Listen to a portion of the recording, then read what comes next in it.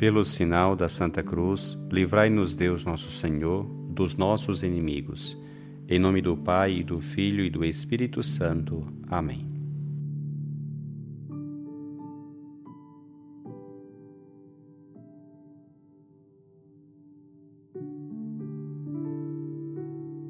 Do Evangelho segundo Mateus.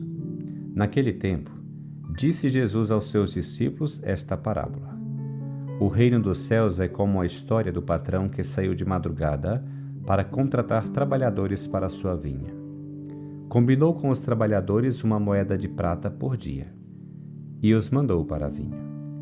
Às 9 horas da manhã, o patrão saiu de novo, viu outros que estavam na praça, desocupados, e lhes disse: Ide também vós para a minha vinha, e eu vos pagarei o que for justo. E eles foram. O patrão saiu de novo ao meio-dia e às 3 horas da tarde e fez a mesma coisa. Saindo outra vez pelas 5 horas da tarde, encontrou outros que estavam na praça e lhes disse: Por que estáis aí o dia inteiro desocupados? Eles responderam: Porque ninguém nos contratou. O patrão lhes disse: Ide vós também para a minha vinha. Quando chegou a tarde, o patrão disse ao administrador: Chama aos trabalhadores e paga-lhes 1 denário a todos, começando pelos últimos até os primeiros. Vieram os que tinham sido contratados às 5 da tarde, e cada um recebeu uma moeda de prata. Em seguida vieram os que foram contratados primeiro, e pensavam que iam receber mais. Porém, cada um deles também recebeu uma moeda de prata. Ao receberem o pagamento, começaram a resmungar contra o patrão. Esses últimos trabalharam 1 hora só, e tu os igualasses a nós, que suportamos o cansaço e o calor o dia inteiro. Então o patrão disse a um deles: Amigo, eu não fui injusto contigo. Não combinamos uma moeda de prata? Toma o que é teu e volta para casa. Eu quero dar a este que foi contratado por último o mesmo que dei a ti. Por acaso eu não tenho o direito de fazer o que quero com aquilo que me pertence? Ou estás com inveja porque eu estou sendo bom? Assim, os últimos serão os primeiros, e os primeiros serão os últimos.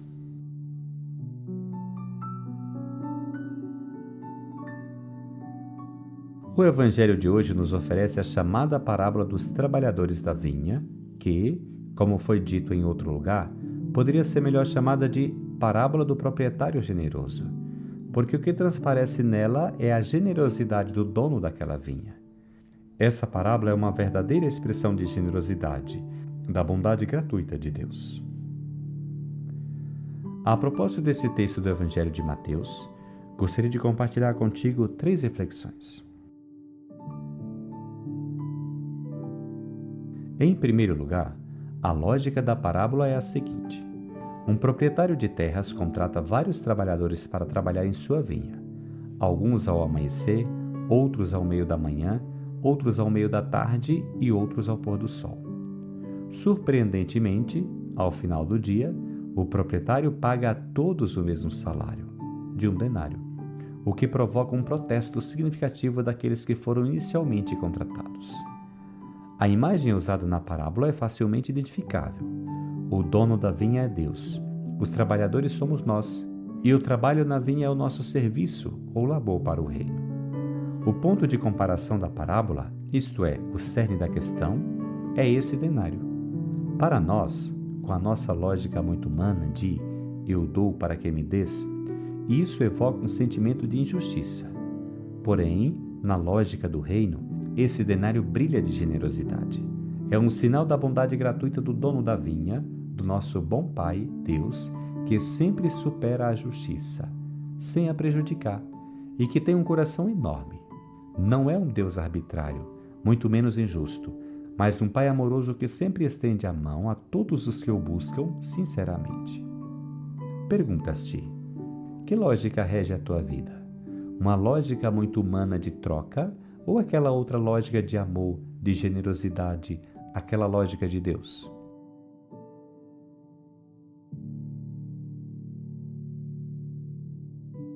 Em segundo lugar, parece que o evangelista São Mateus entendeu esta parábola como uma catequese para a sua comunidade cristã, certamente composta por uma maioria de judeus convertidos ao cristianismo. A parábola pretende ajudá-los a compreender algo muito importante: que o novo povo de Deus, a Igreja, não é constituído apenas por eles, os judeus, os israelitas, os primeiros chamados a trabalhar na vinha, mas também por gentios, pagãos, chamados à última hora, e que todos são iguais perante a Deus. Todos são chamados a receber a graça, o amor pleno de Deus. No entanto, parece que a parábola dos lábios de Jesus foi captada em um contexto diferente, uma polêmica com os fariseus. Em contraste com aqueles fariseus que criticavam Jesus por acolher pecadores impuros, o Senhor mostra com esta parábola a incrível bondade de Deus. Eles, os rabinos, os escribas, os fariseus, os judeus herdeiros das promessas de Deus, seriam os primeiros trabalhadores contratados, e aqueles pecadores que Jesus veio buscar e salvar seriam os últimos trabalhadores, mas como aqueles, igualmente convidados a participar plenamente da boa nova e a receber aquela graça e aquela bênção de Deus. É por isso que Jesus conclui: os últimos serão os primeiros e os primeiros serão os últimos. Ou seja, os últimos, pecadores, marginalizados, gentios, impuros, são agora os primeiros a receber a boa nova. E aqueles supostamente primeiros, judeus, escribas, fariseus, são agora os últimos, porque se recusam a aceitar Jesus e sua palavra. Pense nisso. Tu te consideras o primeiro e considera os outros piores do que tu?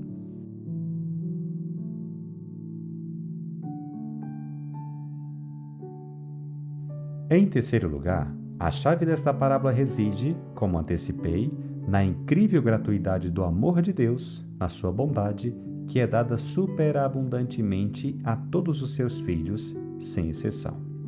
Em contraste com uma religião que prega uma recompensa pelo mérito, Jesus anuncia um reino, uma boa nova, que simplesmente precisa ser acolhida e que é plenamente dada a todos que, pela conversão, a recebem em seus corações. Isso é impossível de entender para aqueles que não experimentam esse amor e essa misericórdia gratuita de Deus. Impossível de entender para aqueles que vivem em mera submissão, amargurados por terem que realizar obras que sua fé exige e que seriam muito penosas. Não permitas que teu coração seja assim. Se tu fosses chamado pelo Senhor na primeira hora e trabalha para o seu reino, feliz és tu, porque já estás desfrutando do seu amor, da sua paz e da sua alegria. E se mais tarde, mesmo no último minuto, mesmo no momento da morte, teus irmãos e irmãs acolherem o Senhor de todo o coração, alegre-se porque este amor e essa misericórdia de Deus que tu já experimentas acabaram alcançando a todos. Estes são os sentimentos cristãos autênticos. Perguntas-te: te sentes afortunado por ter sido chamado pelo Senhor tão cedo?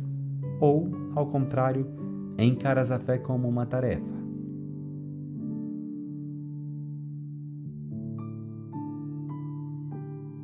Que este Evangelho te leve a trabalhar com alegria e incansavelmente na vinha do Senhor, sentindo-te afortunado por isso.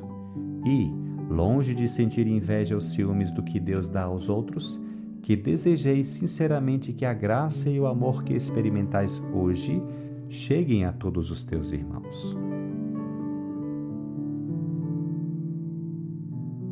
Que o Senhor te abençoe, te livre de todo mal e te conduza à vida eterna.